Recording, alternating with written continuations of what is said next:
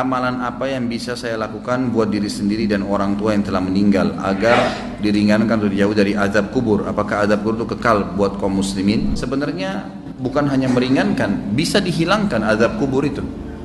Kalau seseorang anak misalnya sering beristighfar kepada Allah untuk orang tuanya, dia sering beristighfar, ya Allah ampunilah kedua orang tuaku, seperti doa yang masyhur Allah ajarkan, Rabbi ghafirli wali walidayya. Doa ini pada saat mereka hidup atau mereka meninggal. Bukan mustahil karena seringnya orang mendoakan, maka dosa-dosanya diampuni oleh Allah. Dan kalau dosanya sudah bersih karena istighfar anaknya, maka bisa saja dia selamat dari azab kubur, nggak diazab lagi, gitu kan.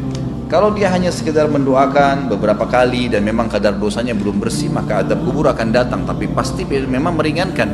Cuman saya bahasakan bisa saja hilang, bisa saja hilang. Kalau penanya ini yang maksudkan adalah apa yang saya harus kerjakan selama saya hidup, perbanyak amal soleh, semua amal soleh. Jangan tinggalkan peluang apapun dalam mengerjakan kegiatan atau perbuatan amal soleh apapun, sekecil apapun.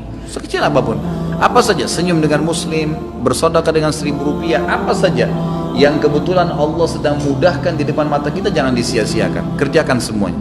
Sebagaimana sabda Nabi SAW, la tahkiranna minal ma'rufi syai'a. Jangan pelit-pelit dengan perbuatan amal saleh.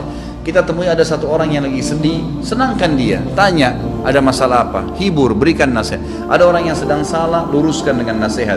Ada orang sedang butuh, kita bantu. Ada orang sedang sakit, dijenguk. Ada orang yang sedang terdolimi, kita tolong, gitu kan. Seperti itu. Jadi memang apa saja amal saleh. Ada orang yang sedang minta-minta, kita berikan. Jadi memang kita melakukan amal-amal saleh dan tidak memilih-milih amal soleh tersebut. Kita tidak pernah mengetahui kadar pahala yang telah Allah janjikan. Lakukan saja. Ada satu wanita namanya Zubaidah. Zubaidah ini istrinya Harun al-Rashid. Kalau teman-teman pernah dengar, ada satu khalifah Abbasi, dinasti Abbasiyah namanya Harun Rashid. Orangnya sangat terkenal dengan wibawahnya, dengan kekuatan militernya. Waktu itu Islam sangat berjaya gitu. Istrinya namanya Zubaidah, terkenal sekali. Zubaidah ini suka bersedekah sampai sekarang kalau Bapak Ibu sekalian lagi melewatin antara Arafah ke Muzdalifah, itu ada seperti benteng bangunan lama gitu, cukup panjang berapa kilometer, itu dibangun oleh Zubaidah untuk memberikan minum jemaah haji karena sukanya beramal saleh gitu. Subhanallah, dinukil dalam buku-buku yang tujuannya menceritakan masalah keimanan. Pada saat Zubaidah meninggal, maka ada salah satu dari kerabatnya mimpi melihat Zubaidah. Lalu kerabatnya ini menanyakan, yang sering dibantu oleh Zubaidah, bagaimana Allah balas kamu dengan pancuran air yang kamu buat berapa kilo itu di Arafah? Kata dia, tidak ada satupun yang saya dapatkan pahala karena saya melakukannya riya untuk manusia. Lalu bagaimana keadaanmu? Kata kerabatnya, dia bilang, Allah telah ngampuni saya dengan sholat malam, 2 rakaat sholat malam yang saya rutin jaga setiap malam. Justru karena itu Allah ampuni. Kita nggak pernah tahu amal soleh mana yang Allah ampuni dosa-dosa kita. Maka kerjakan semua amal soleh, semua, jangan dipilah-pilah. Ada teman-teman subhanallah masuk masjid, ada kesempatan sholat sunnah qabliyah, enggak, duduk sibuk dengan HP-nya. Ada kesempatan lagi macet jalanan, bisa buka HP untuk baca Quran, bukan baca SMS, baca Al-Quran. Beberapa ayat bisa dilakukan sebenarnya, gitu ya. Tapi nggak dilakukan. Ada orang yang lagi minta, dibisikin sedikit sama syaitan, sudahlah, dia sudah mampu, nanti di depan. Kita nggak sedekah, enggak. Semua peluang amal soleh lakukan, semua amal soleh lakukan. Dan ingat, untuk beramal soleh harus Bapak Ibu sekalian dipaksakan. Nggak bisa. Kalau Bapak Ibu tidak paksakan sholat malam, percaya lisan saya tidak akan pernah sholat malam sampai mati. Kalau kita tidak pernah paksakan, jadwalkan, ambil tuh Quran di rak untuk dibaca, maka kita tidak akan pernah baca. Karena syaitan itu selalu memasukkan angan-angan, gitu kan? Kalau kita mau ibadah, dia nggak bisa bilang jangan ibadah, tapi diangan-anganin sama dia. Nanti sekalian baca sekian juz, sekalian, supaya kita undurnya sudah cukup untuk membuat kita meninggalkan amal soleh tersebut. Jadi kita harus paksakan. Allah mengatakan dalam Al-Quran, a'udzubillahi minasyaitonirrajim, walladzina jahadu fina lanahdiyannahum subulana. Orang-orang yang memaksakan diri untuk menempuh jalan-jalan kami, maksudnya perintah-perintah kami, mengerjakan kewajiban yang sunnah, semua dijadwalin sama dia, dipaksakan diri, kami akan pandu dia menuju ke jalan-jalan kami. Kalau kita nggak paksain nggak bakal bisa. Paksain, jadwalin, ya, ajak keluarga, ajak istri, ajak anak, harus, nggak bisa enggak. Selama hidup saya tidak rincikan, semua kesempatan amal soleh lakukan, yang wajib dan yang sunnah, ya, yang wajib dan yang sunnah. Kalau kerabat kita yang sudah meninggal, ada beberapa amal soleh yang bisa kita sampaikan untuk mereka. Yang pertama itu adalah memperbanyak istighfar, bertaubat, ya, mengatakan ya Allah ampunilah, ya Allah rahmatilah. Sebagaimana kita tahu doa pada saat kita sholat jenazah, kita mendoakan itu, Allah maghfirlahu warhamhu, ya Allah ampuni dia, ya Allah rahmati dia. Tadi doa Rabbi ghafirli wali walidayya untuk orang tua, itu juga termasuk minta agar diampuni. Allah maghfir lil muslimina wal muslimat, itu untuk orang hidup dan mati kita bisa doakan istighfar. Ini sangat besar manfaatnya. Ada juga dalam hadis Bukhari dijelaskan akan datang nanti seseorang pada hari kiamat dikasih pahala bergunung-gunung. Jadi ternyata orang ini amal solehnya sudah banyak dan dia selamat dari azab kubur karena amal solehnya banyak, dosanya bisa dikatakan tidak ada atau sedikit sekali. Di hari kiamat dikasih pahala bergunung-gunung. Lalu dia berkata kepada para malaikat, dari mana?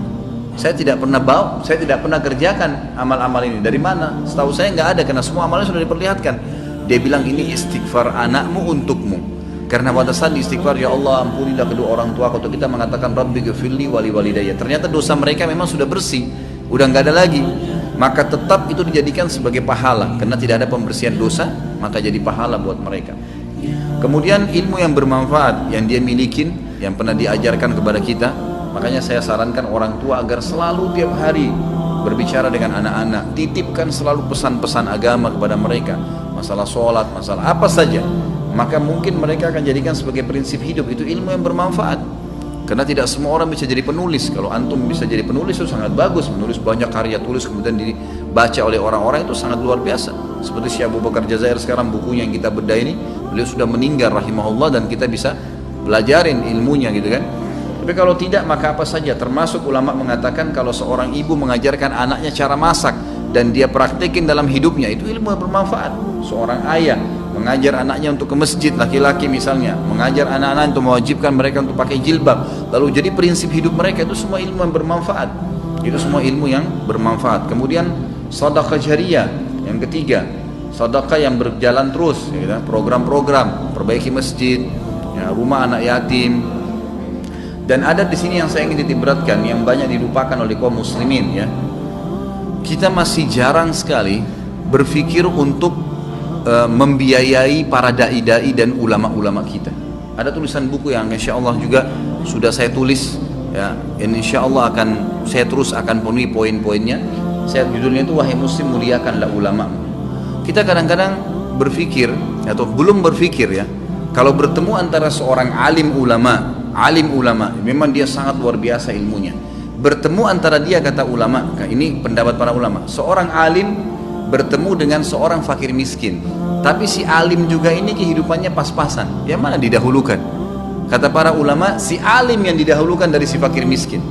Nah, dia juga dalam keadaan miskin. Kenapa? Karena satu orang alim itu bisa memberikan manfaat kepada jutaan umat dibandingkan dengan orang fakir miskin yang tidak punya ilmu. Sampai pada tingkat itu. Kalau di Saudi ada sponsor dai, ada pembiayaan para ulama. Tidak ada ulama itu yang sengsara. Kalau di Timur Tengah, mereka disiapkan segala-galanya oleh kerajaan atau oleh kaum muslimin yang membiayai mereka. Ini juga hal yang mendasar. Itu bisa menjadi sedekah jariyah karena pada saat dia ternyata melakukan, ya, taklim, dia bisa nulis buku, ya, dari sumbangan harta yang kita kasih, maka tentu kita akan punya andil.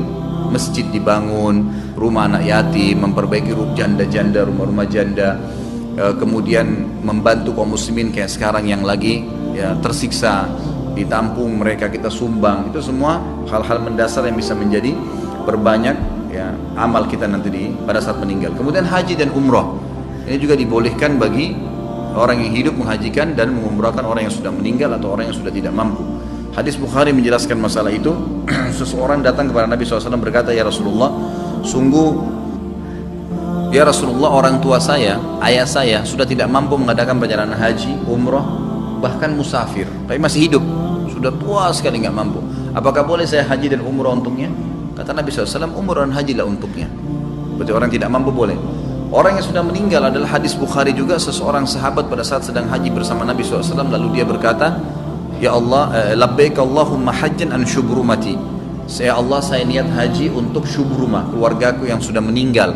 Lalu Nabi SAW mengatakan, ahajjta an nafsik, kau pernah haji nggak buat dirimu? Dia bilang, belum ya Rasulullah. Kata Nabi SAW, huj an nafsik thumma huj an syubrumati. Haji dulu buat dirimu, baru kau boleh hajikan kerabatmu yang sudah meninggal. Hadis ini juga menjelaskan bolehnya haji dan umrah untuk kerabat. Ini kurang lebih yang diberikan gambaran oleh para ulama. يا قلب ما زلت تبكي على حبيب جفاك وسرت في ركب ليلى ولحظها إذ رماك وطارت الروح شوقا لمرتع